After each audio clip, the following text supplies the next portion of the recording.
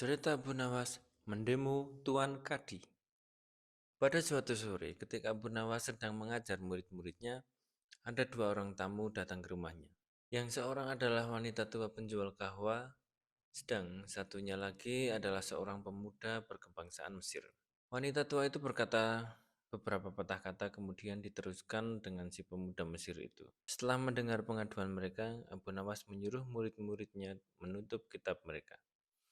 Sekarang pulanglah kalian, ajak teman-teman kalian datang kepadaku pada malam hari ini sambil membawa cangkul, penggali, kapak, dan martil serta batu. Perintah Abu Nawas. Murid-murid Abu Nawas merasa heran, namun mereka begitu patuh kepada Abu Nawas, dan mereka merasa yakin gurunya selalu membuat kejutan dan berada di pihak yang benar. Pada malam harinya, mereka datang ke rumah Abu Nawas dengan membawa peralatan yang diminta oleh Abu Nawas. Hei kalian semua, hei kalian semua, pergilah malam ini untuk merusak rumah Tuan Kadi yang baru jadi, kata Bu Nawas. Hah? Merusak rumah Tuan Kadi? Gumam semua muridnya dengan heran. Apa? Kalian jangan ragu, laksanakan saja perintah gurumu ini, kata Bu Nawas, menghapus keraguan murid-muridnya. Barang siapa yang mencegahmu, jangan kau perdulikan. Terus pecahkan saja rumah Tuan Kadi yang baru jadi itu. Siapa yang bertanya, katakan saja aku yang menyuruh merusaknya.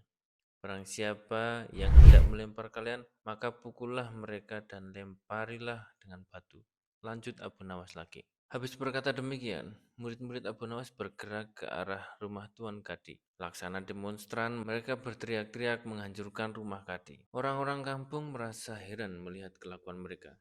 Lebih-lebih ketika tanpa basa-basi lagi, mereka langsung merusak rumah Tuan Kadi tersebut. Orang-orang kampung itu berusaha mencegah perbuatan mereka, namun karena jumlah murid-murid Abu Nawas terlalu banyak, maka orang-orang kampung tak berani mencegahnya. Melihat banyak orang yang merusak rumah Tuan Kadi pun segera keluar dan bertanya kepada mereka, "Siapa yang menyuruh kalian merusak rumahku?"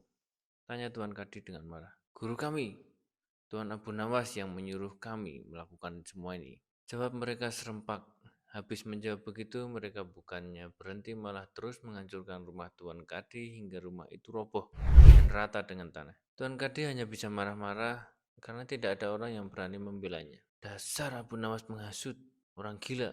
Besok pagi aku akan melaporkannya kepada Baginda Raja, kata Tuan Kadi dengan ketus. Benar, esok harinya Tuan Kadi mengadukan kejadian semalam kepada Baginda hingga Abu Nawas dipanggil menghadap ke istana. Setelah Abu Nawas menghadap Baginda, ia ditanya perihal kejadian semalam. Hei Abu Nawas, apa sebabnya kau merusak rumah Kadi itu? Tanya Baginda Raja. Wahai tuanku, sebabnya ialah pada suatu malam hamba bermimpi bahwasanya Tuan Kadi menyuruh hamba merusak rumahnya. Sebab rumah itu tidak cocok baginya.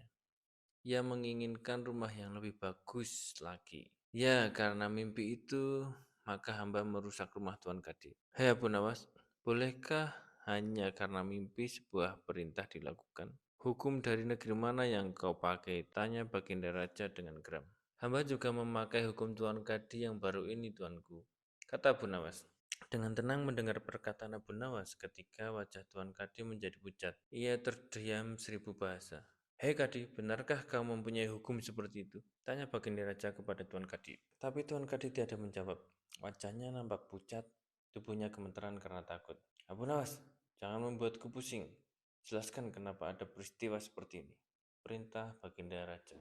Baiklah Baginda, beberapa hari lalu ada seorang pemuda Mesir datang ke negeri Baghdad ini untuk berdagang sambil membawa harta yang banyak sekali. Pada suatu malam, ia bermimpi kawin dengan anak Tuan Kadi dengan mahar mas kawin sekian banyak. Ini hanya mimpi Baginda. Tetapi Tuan Kadi yang mendengar kabar itu langsung mendatangi si pemuda Mesir dan meminta mahar anaknya. Tentu saja pemuda Mesir itu tak mau membayar mahar hanya karena mimpi. Nah, disinilah tipu muslihat Tuan Kadi. Ia ternyata merampas semua harta benda milik pemuda Mesir sehingga pemuda itu menjadi seorang pengemis gelandangan dan akhirnya ditolong oleh wanita tua penjual kahwa, kata Bu Nawas dengan tenang sambil memandang ke arah Tuan Kadi yang masih terlihat gemetar.